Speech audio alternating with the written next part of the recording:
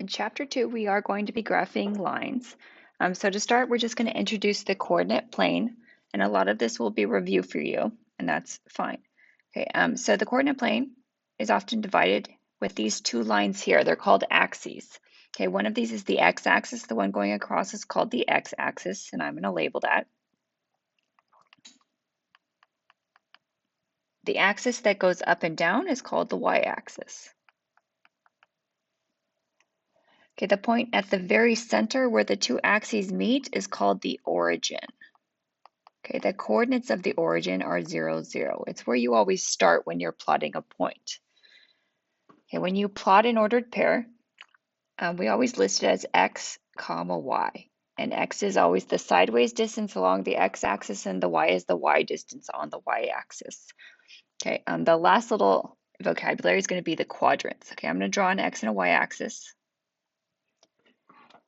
And you can see that this gets divided into 1, 2, 3, 4 areas, and they're called quadrants. Okay, when you name the quadrants, we start on the top right, and then it makes a C shape.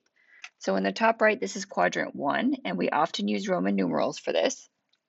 And then if I go around like a C this way, that's the order of the quadrants. This is quadrant 2. I go down to quadrant 3.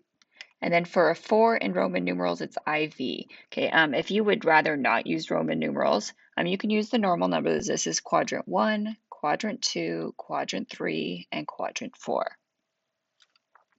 Okay, so for the first example, we're going to plot some points. If you happen to have a graph paper notebook, then you're going to have, this will be super convenient for you. If you don't, then I'm going to kind of make my little axes. Okay, let me look at these points. The highest number is 5. So let me make sure I have 5. 1, 2, 3. Okay, I'm going to go ahead and put my y-axis around here. And if you're just doing a sketch, we'll do a sketch in your book. Okay, I'm going to make that my y-axis, and then in the middle, I'm going to make my x-axis. How about right here? Okay, and if you have a graph paper notebook, this is much easier to work with. Okay, now remember, ordered pairs come in the format x, comma, y. So the first one is going to tell you how far to the side to go, and the other one's going to tell you how far up. So for A, it's +1, +2. If you go positive in the x direction, we go to the right. We have +2, positive in the y direction is up, and I always start from the origin. Here's the origin. The directions the ordered tell tells me is go right 1, up 2, 1, 2. Okay, that's where I'm going to put my point, and it says to label the point, so I'm going to put a little A next to it. Okay, I'm going to go ahead to B. Let's see, B, the first is the x, since it's negative. Negative x is to the left. The y is positive, so I go up, and I do start from the origin every single time. So from the origin, left 2, 1, 2, up, 1, 2, 3, 4. I'm going to go ahead and put my point, and I'm going to label it as B. Okay, let's go to C. Okay, C, let's see. Oh, it has 0. Okay, so I don't go to the side at all. Okay, but the y value is +5. So I'm still going to go +5 in the y direction, which is up. So from the origin, I don't go to the side at all, but I do go up 5. 1, 2, 3, 4, 5. That's point C. Okay, I'm going to keep going. If you're ahead of me, that's fine. Okay, let's see. D, -5 in the x direction is left. -1 in the y direction is down, and from the origin, left 5, 1, 2, 3, 4, 5, down 1 puts me down here. What was that, D? D. Okay, I'm going to keep going again. If you're ahead, it's fine. Okay, E, x direction +3, y direction -1. So right and down, and from the origin, 1, 2, 3, down 1. E, let's go to F. Okay, the x is -4, so I go left. The y is 0, so I don't go up or down. Okay, so from the origin, 1, 2, 3, 4. Don't go up or down. Mark my point. Okay, G, x is negative, y is negative. From the origin, -2, 1, 2, 3, 4, 5, -5. Okay, last point, H, positive x, negative y. So from the origin, positive 1, negative 4.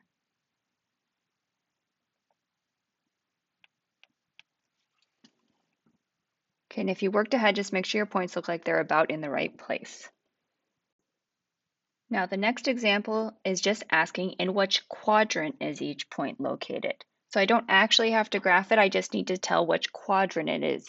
And if you forgot which quadrant is what, remember we start in the upper right-hand corner.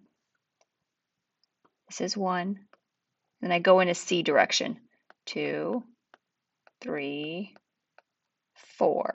And if you want to use the normal 1, 2, 3, 4, that's fine. Okay, that was just to remind myself when I do these, I don't have to actually graph it. I just have to think about this. So you don't have to show any work for this.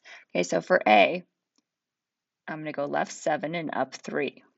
Okay, if I start at the origin, I go left 7. I don't know how far 7. I go up 3. Okay, if I look and see what quadrant did I end up in, I ended up in quadrant 2. So all I have to do is write quadrant 2. Okay, don't got to show work. I just have to think about it. Okay, I'm going to go for B, I'm going to go right 6, up 2. I don't actually have to go right 6, I just have to imagine I am going to. Okay, right 6, up 2. Where do I end up? Quadrant 1.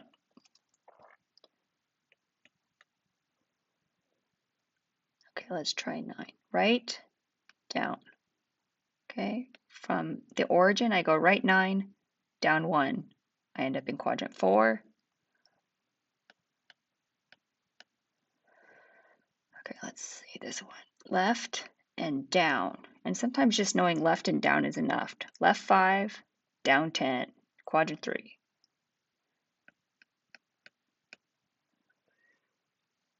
Let's try right 5, up 80.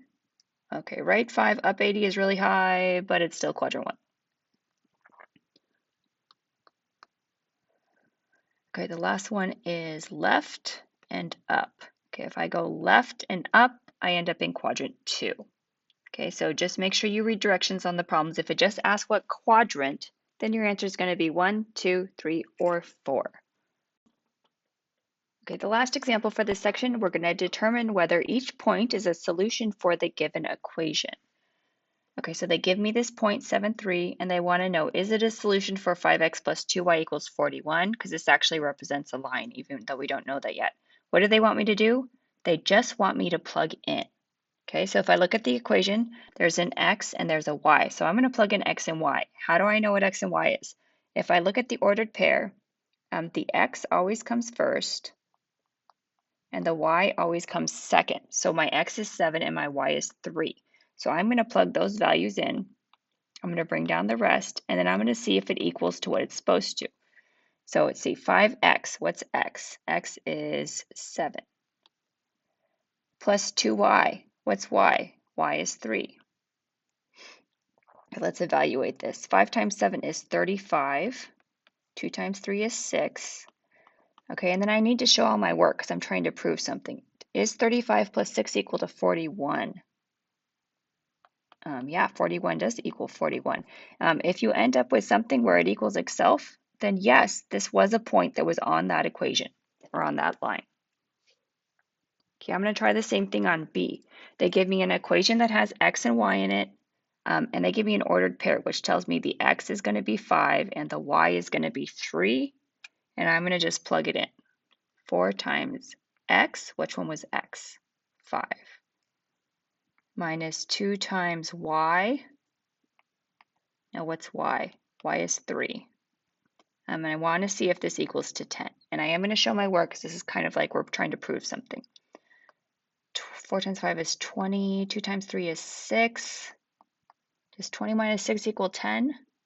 No, 20 minus 6 is 14. That doesn't equal to 10. So no, this point would not be a solution to that equation.